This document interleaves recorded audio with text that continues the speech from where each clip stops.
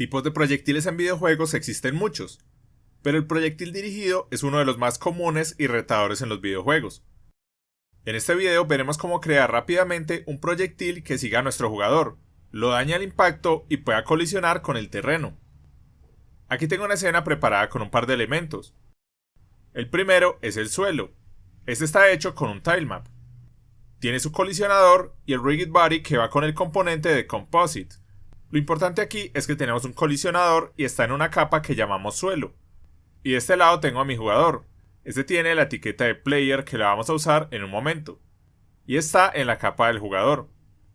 Además de esto le tengo un script que llamé combate jugador, para controlar sus puntos de vida. Vamos a ver qué tiene. Este script tiene dos variables. Una es la vida máxima y la otra es la vida actual. En el start hacemos que la vida actual sea igual a la máxima. Y tenemos un método público para tomar daño. Este le ingresa una cantidad de daño y se le resta a la vida actual. Si la vida actual es menor o igual a 0, destruye el objeto del jugador. Esto es lo que usaremos para que dañe a nuestro jugador. Como proyectil usaré este que tengo en mi carpeta. Si quieres usar el mismo paquete que yo, te dejo un link a él en la descripción. A este objeto le cambiaré el nombre. Lo llamaré proyectil guiado. Aumentaré un poco su tamaño para verlo mejor. En el transform vamos a modificar la escala. Si hacen este icono de la izquierda, puedes modificar todos los valores a la vez. 1.5 me parece bien. Le agregamos un nuevo componente. Este será un Box Collider 2D. Ajustamos el tamaño que tiene dando en el botón para modificar su colisionador y lo marcamos como un trigger. Ahora creamos un nuevo script. Este lo llamamos proyectil guiado y lo abrimos en Visual Studio. Primero necesitamos un par de variables. La primera es una referencia al transform del jugador. Luego una velocidad de movimiento de nuestro proyectil. En el start vamos a buscar el objeto del jugador. Para esto usamos GameObject.findGameObjectWithTag, sin la S.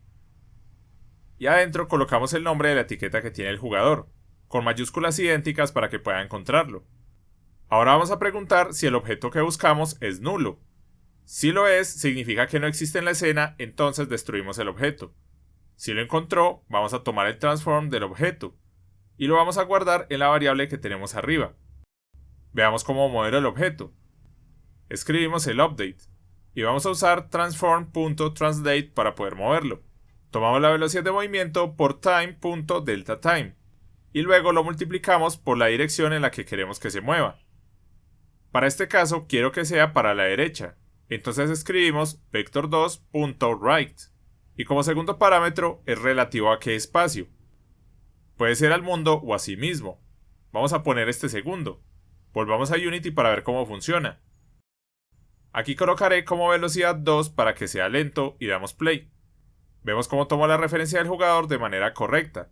Además se está moviendo para la derecha lentamente. Veamos cómo hacer que gire en dirección al jugador. Para esto necesitamos un par de variables. La primera será el ángulo inicial del objeto, y luego una velocidad de rotación. En el update vamos a rotar el objeto. Si viste el video de rotar un objeto en dirección al mouse, esto te será muy conocido.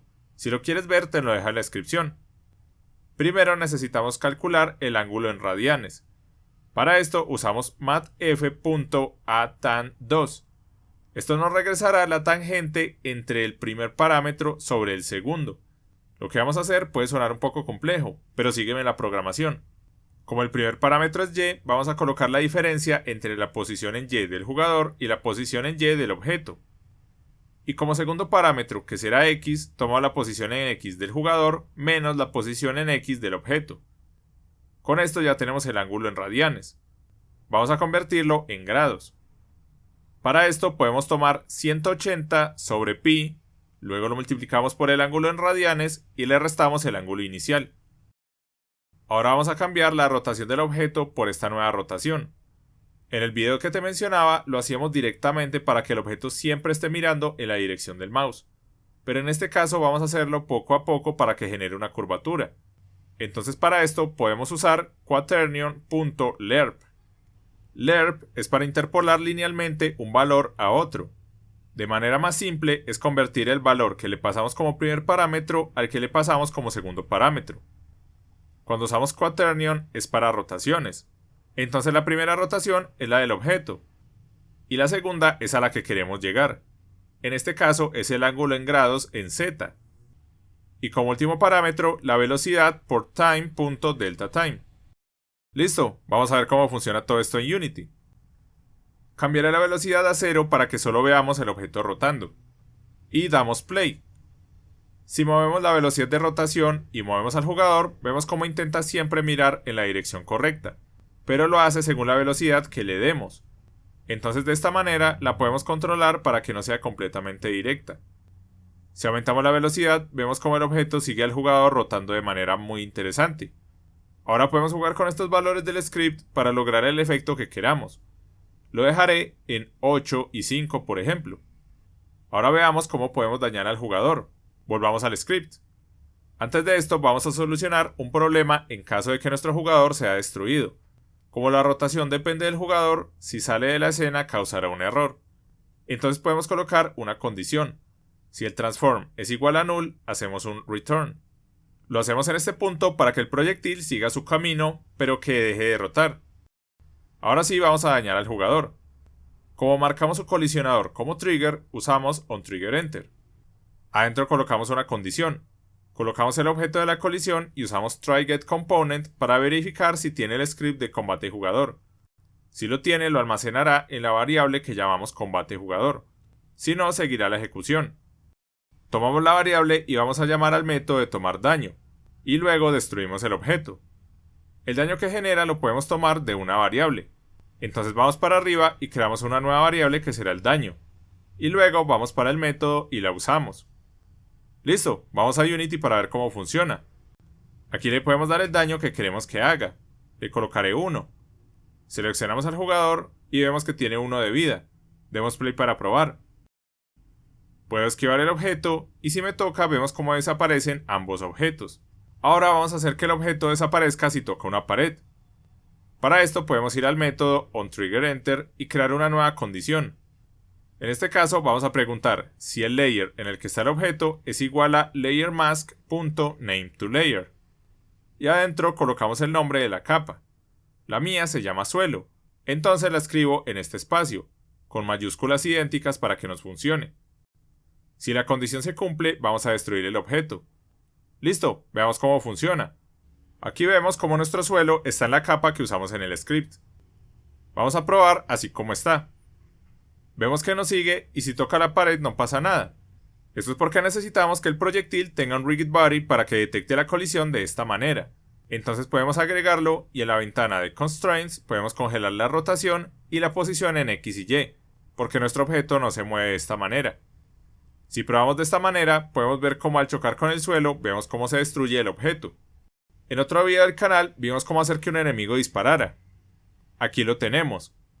Si lo probamos, vemos que si entra en su rango nos lanza un proyectil y nos puede herir. Si quieres ver este video te lo dejo en la descripción.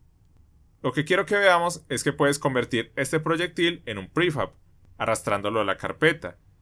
Luego lo borramos de la escena, y en el script del enemigo podemos asignarlo. Si vemos el script, aquí tiene el método instantiate para que cree los objetos en la escena. Si probamos de esta manera, vemos cómo puede lanzarnos estos nuevos proyectiles. Y si esquivamos un par, se rompen con la pared. Y si nos destruye uno, los demás seguirán su recorrido sin problemas. Este es un ejemplo para que veamos un caso rápido de uso de este objeto. Y para terminar, podemos ver que existen diferentes métodos que podemos usar además de lerp. También tenemos slerp y slerpUnclamped, que lo que hacen es una interpolación esférica de los valores. Esto nos ayuda a generar diferentes tipos de efectos según si lo queremos de manera lineal o esférica. Esto puede ser útil para muchos elementos diferentes. Particularmente me gusta más lerp para este efecto, pero es útil saber que existen otras maneras de hacerlo.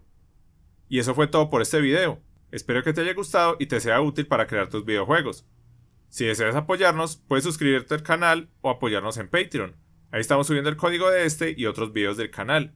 Quiero dar un agradecimiento a All Black, a Gustavo Celi, a Andrés Gabriel, a Miguel Ángel, a Jimena Cruz, a Brandon Acosta Chiquete, a Cristian Carrasana, a Martín Alonso, a Nayeli Trujillo, a Emilio, a Francisco Lozano, a Isaac DC y a Milgacia Productions por su apoyo en Patreon. Muchísimas gracias. Y muchas gracias por ver. Nos vemos en el próximo video.